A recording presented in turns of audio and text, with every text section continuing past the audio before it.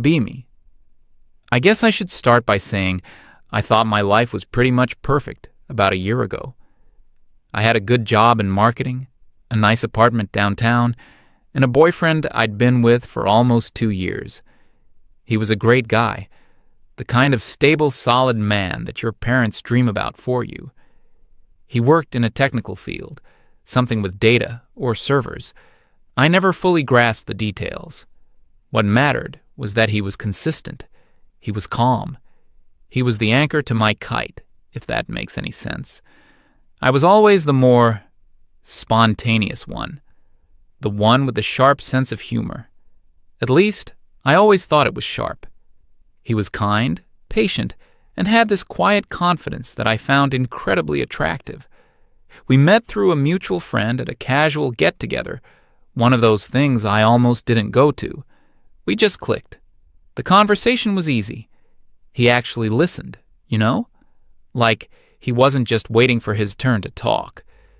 He remembered little things I told him and would bring them up weeks later. We started dating, and it was one of the smoothest, most natural relationships I'd ever been in. There were no games, no drama. It was just comfortable, peaceful. Maybe, looking back, it was a little too peaceful for me. I think a part of me gets bored with stability. I have this urge to poke things, to see if they're real, to test the boundaries. It's a character flaw, I see that now. But at the time, I thought it was just part of my personality, my edge. The whole thing started so innocently. It wasn't planned, it just happened. It was probably a few months into our second year together. We were completely settled in, past the honeymoon phase and into the deep, comfortable rhythm of a long-term couple. One evening, we were making dinner together. He was in charge of the main course, and I was on salad duty. He was supposed to pick up a specific kind of cheese on his way home from work, a small, simple request. And he forgot. It wasn't a big deal at all. We could have the salad without it. He was so apologetic, though. You would have thought he'd forgotten our anniversary. He stood there in the kitchen, looking so genuinely sorry over a block of cheese. And that's when the thought popped into my head. I leaned against the counter, dried my hands on a towel, and gave him this playful, serious look. I told him this was a serious offense, a betrayal of culinary trust. He chuckled, thinking I was just being dramatic. Then I delivered the line, the one that would eventually unravel everything. I said something like, "You know, I could just call the police right now. Tell them you're being neglectful." I paused for effect, letting a little smirk play on my lips. And honestly, between a distraught woman and a guy who looks this guilty over cheese, who do you think they're going to believe? He just stared at me for a second. The smile on his face faltered. Then he let out this short, nervous laugh, like he wasn't sure if he was supposed to find it funny. I laughed, a real laugh, and went over to give him a hug, telling him I was obviously kidding. The moment passed. We finished making dinner, and it was fine. But I remembered his reaction, that brief moment of uncertainty. And for some twisted reason, I found it fascinating. It felt like I'd discovered a new button to push, a new dynamic for our little inside world. So it became a thing, our joke. Anytime he made a small mistake, I'd pull it out. Left a wet towel on the bed? That's a hazard. I'll tell them you create an unsafe environment. Who do you think they'll believe? Shrunk one of my sweaters in the laundry by accident. Destruction of property. It's an open and shut case. I'll look so sad when I give my statement. Was 5 minutes late to pick me up. I was so worried. I thought something had happened. When I make the report, I'll say you have a history of being controlling and making me wait. And each time, I'd cap it with that little rhetorical question. Who would they believe? It was always said with a smile, always in a light, teasing tone. To me, it was clearly a joke. It was so over the top, so absurd, that it couldn't possibly be taken seriously. It was a parody of those crazy ex-girlfriend tropes. I thought it was clever, I thought it showed I had a dark, intelligent sense of humor. In the beginning, he would play along, albeit reluctantly. He'd roll his eyes and say something like, "Okay, you got me," or just shake his head with a little smile. But as the weeks turned into months, I noticed a shift. The reluctant smiles disappeared. He would just get quiet. He'd just stare at me with this blank expression that I couldn't quite read. It wasn't anger. It wasn't sadness. It was something else. Something still and heavy. I, in my infinite wisdom, interpreted this as him losing his sense of humor. I thought he was becoming too serious, maybe stressed from work. It never once occurred to me that the joke itself was the problem. The first time I did it in front of our friends was a turning point. We were out for dinner, a group of maybe 6 of us. He was telling a story about a frustrating project at his job. He got a few of the technical details mixed up, and our friend, who also works in tech, gently corrected him. He laughed it off, saying he was tired and his brain was fried. I saw my opening. I leaned forward, put my hand on his arm, and said in a stage whisper loud enough for the table to hear, "See? He's getting confused. His story is inconsistent. That's exactly what I'd mentioned in my report." I smiled sweetly at him. And you know who they'd believe. There was a moment of awkward silence at the table. Then my best friend, who sat next to me, burst out laughing. She told me I was savage, that she couldn't believe I said that. She meant it as a compliment. A couple of the other people chuckled nervously. My boyfriend didn't. He just looked down at his plate. He didn't say another word for the rest of the conversation. On the way home, the car was silent. I tried to start a conversation, asking him if he had a good time. He just gave one-word answers. Yeah. It was fine. I finally asked him what was wrong, if he was upset about something. He was quiet for a long time, just watching the road.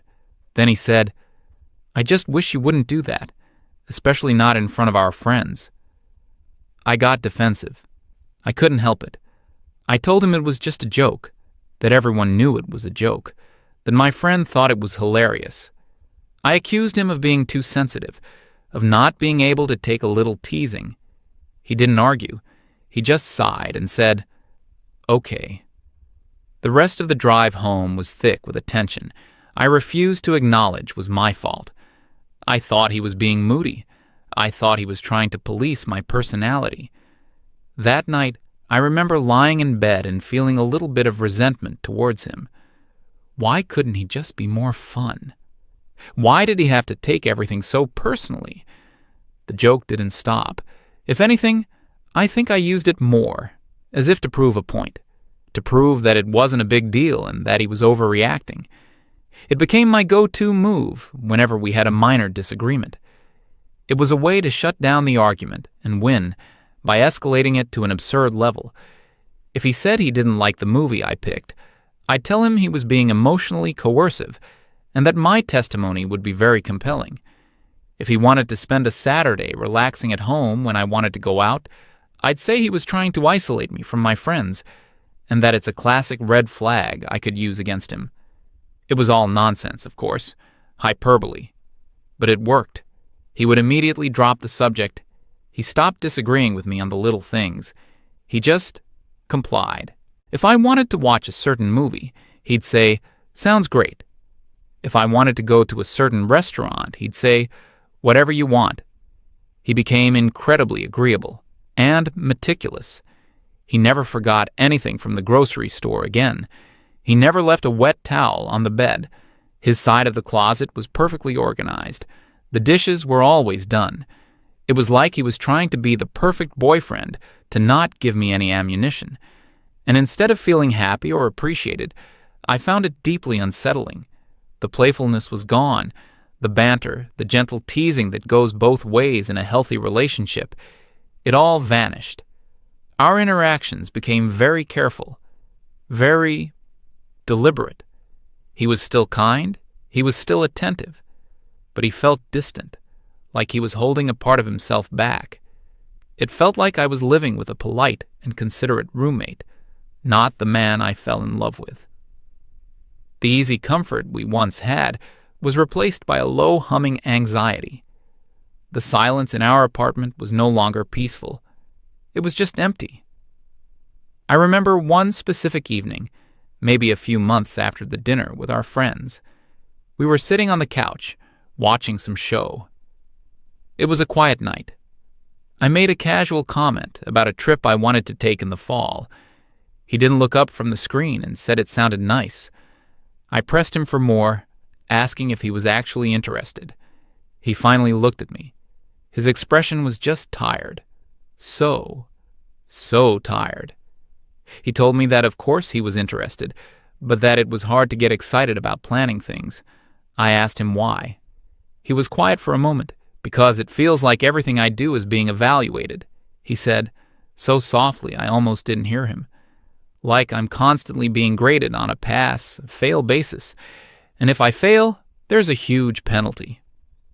I knew exactly what he was talking about, and for the first time, a tiny crack appeared in my fortress of self-righteousness. A flicker of doubt. Was this joke doing more damage than I thought? But my ego was a powerful thing. It patched that crack up almost immediately. I convinced myself he was being dramatic, that he was mischaracterizing a harmless running gag, so I doubled down.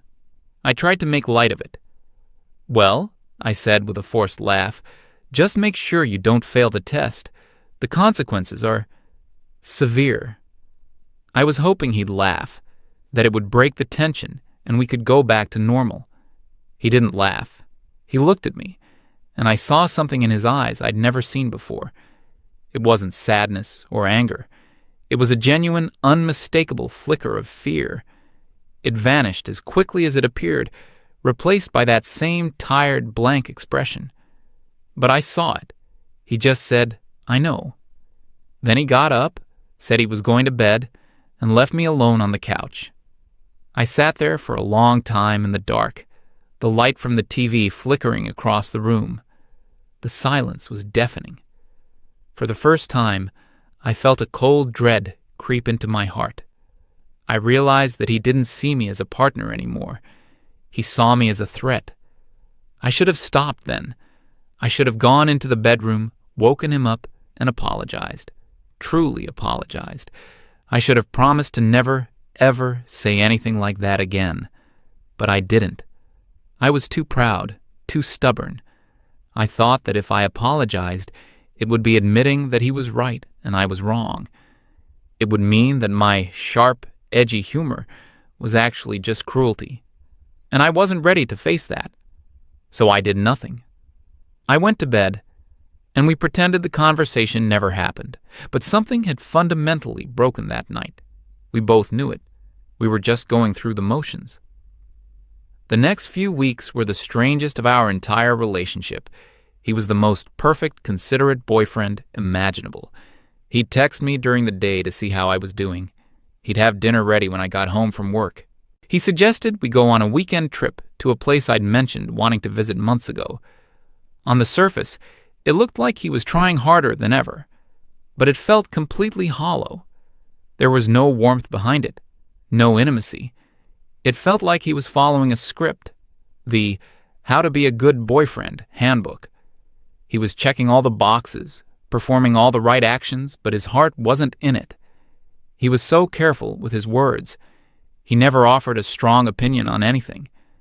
Everything was, that sounds good, or whatever you'd prefer is fine with me. He was building a wall around himself, brick by careful brick, and I was so focused on how his behavior was making me feel, lonely, disconnected, that I never stopped to think about why he was doing it. I thought he was punishing me with passive aggression. It turns out he wasn't building a wall. He was building an exit strategy. The end came on a Tuesday, a completely normal, unremarkable Tuesday. I remember it was raining that day, a dreary gray sky that matched the atmosphere in our apartment. I came home from a long day at work, feeling exhausted and just wanting to curl up on the couch. I walked in and knew immediately that something was wrong. The air was different, still.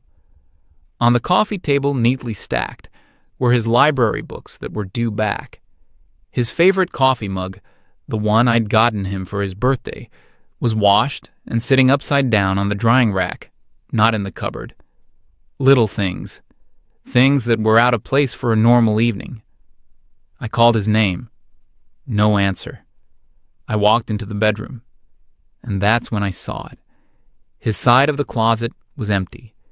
The drawers on his dresser were all slightly ajar and also empty. His toothbrush and toiletries were gone from the bathroom. It was a slow, dawning horror. It wasn't a process. It was a sudden, cold realization. He was gone. He had packed up his life and moved out while I was at work. I just stood there in the middle of the room, my work bag still on my shoulder, unable to process it. There was no fight, no dramatic confrontation, no tearful goodbye, just a silent, efficient departure. My phone buzzed in my pocket. It was a text from him. My hands were shaking so much I could barely unlock the screen. The text message was long. It wasn't angry or emotional. It was calm and methodical, which was somehow so much worse. It felt like I was reading a project summary or a final report, not a breakup message from the man I loved. He started by saying he was sorry for doing it this way, but he didn't see any other path. A face-to-face conversation, he explained, would have just led to an argument where I would dismiss his feelings as an overreaction. He was right. That's exactly what I would have done. The message then laid it all out. It wasn't about the jokes hurting his feelings. It was about what the jokes represented. He wrote that trust was the most important thing to him in a relationship. Not just trust that I wouldn't cheat, but trust that I had his back. Trust that I was on his team. He explained that my joke wasn't a joke to him because it wasn't based on fantasy. It was based on a terrifying reality for men that he was acutely aware of.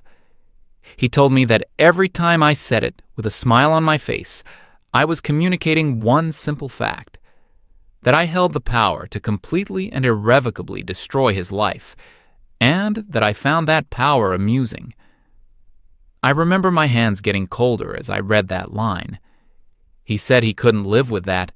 He couldn't build a future with someone who saw his entire life, his career, his reputation, his family's honor, his very freedom, as a punchline.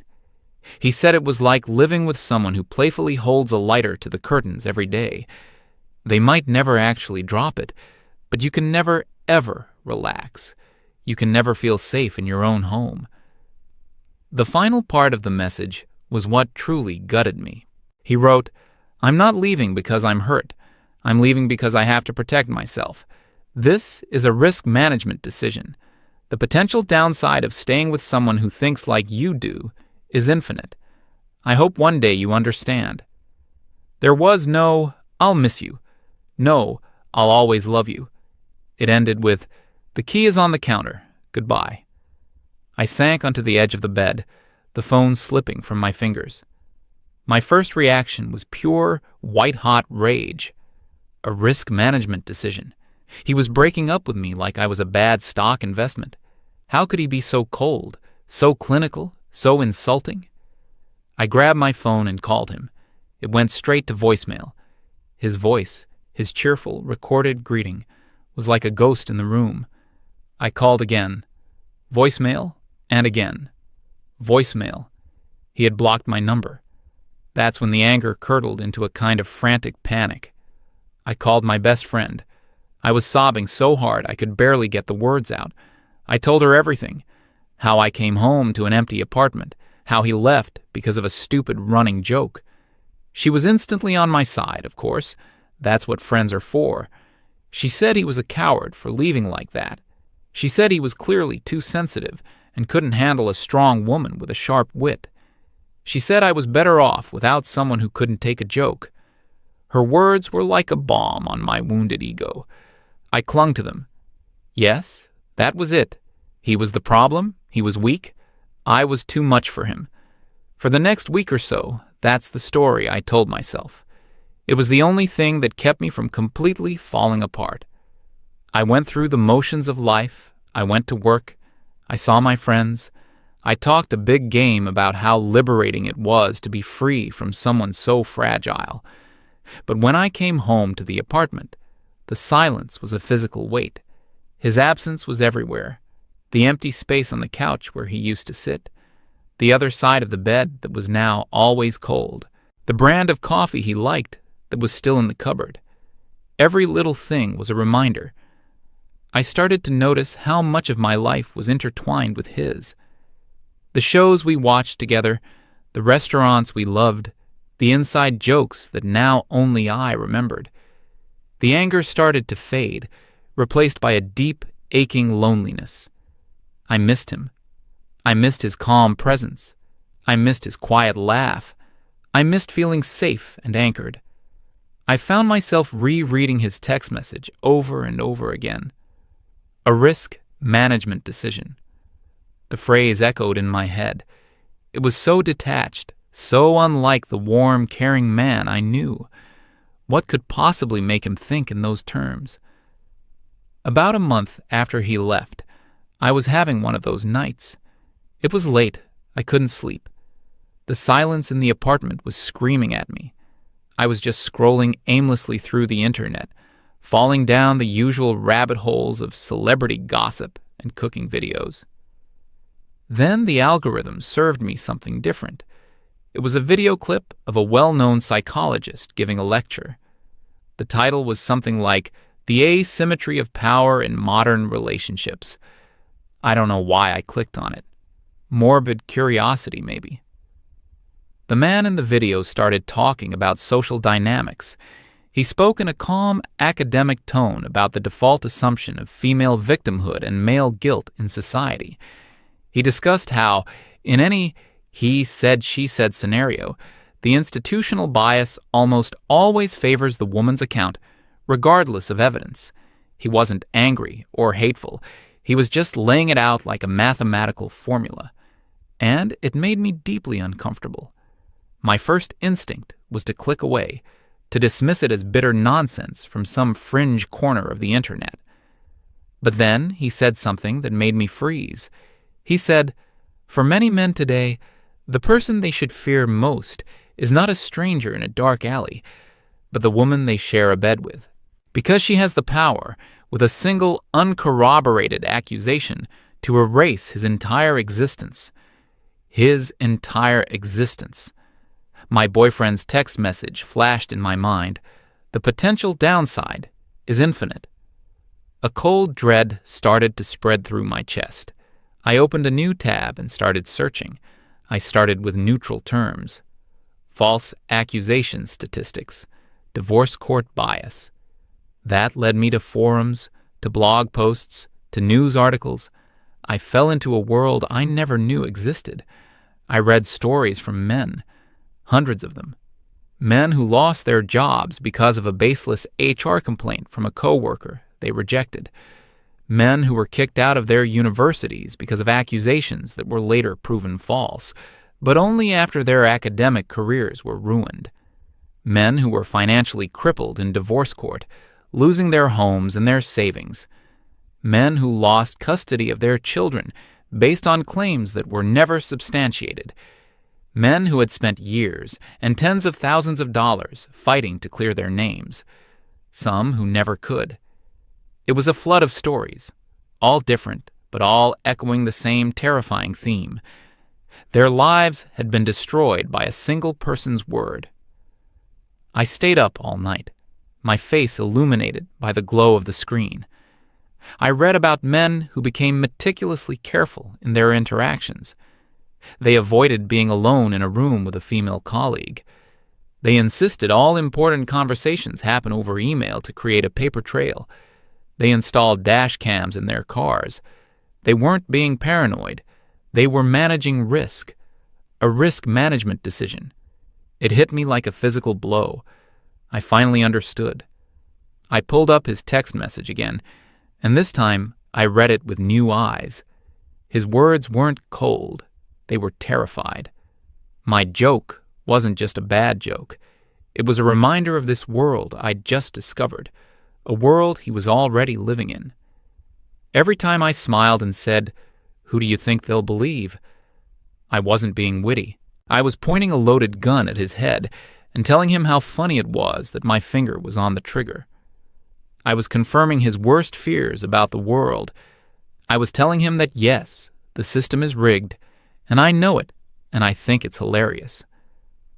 I thought back to his behavior in those last few months, his agreeableness, his meticulous perfection. He wasn't being passive-aggressive. He was trying to demine the field.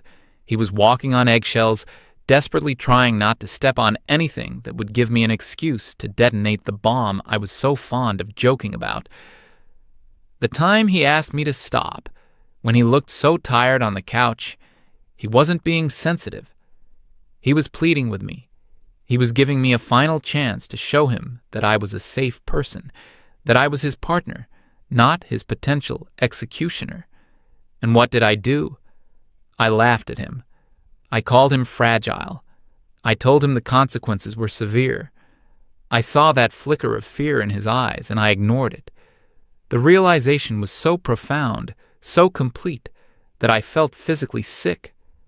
I went to the bathroom and looked at myself in the mirror. I didn't recognize the person staring back. Who was this person who took pleasure in her partner's fear? Who found the idea of wielding such destructive power to be a source of amusement? My friend was wrong. I wasn't a strong woman. I was a bully. And my boyfriend wasn't weak or sensitive. He was intelligent. He was rational. He saw a clear and present danger to his life, and he did the only logical thing. He removed it. He didn't run from a joke. He escaped a threat. I left the bathroom and sat on the floor of the empty living room, hugging my knees to my chest. The sun was starting to rise, casting a pale gray light through the windows. The apartment was still silent. But for the first time, I understood that I deserved the silence. It's been almost a year now. I never heard from him again. I tried sending one last email a few months ago, a long one where I apologized for everything and told him that I finally understood. He never replied. I don't blame him. My edgy humor is gone. I don't make those kinds of jokes anymore. I can't. Because I now know that for some people, it's not a joke at all. It's the sound of a nightmare they're trying to avoid living. He was the best man I've ever known, and I drove him away because I was too arrogant to see that some things are too serious to ever be a punchline. I thought I was being clever. In reality, I was just a fool.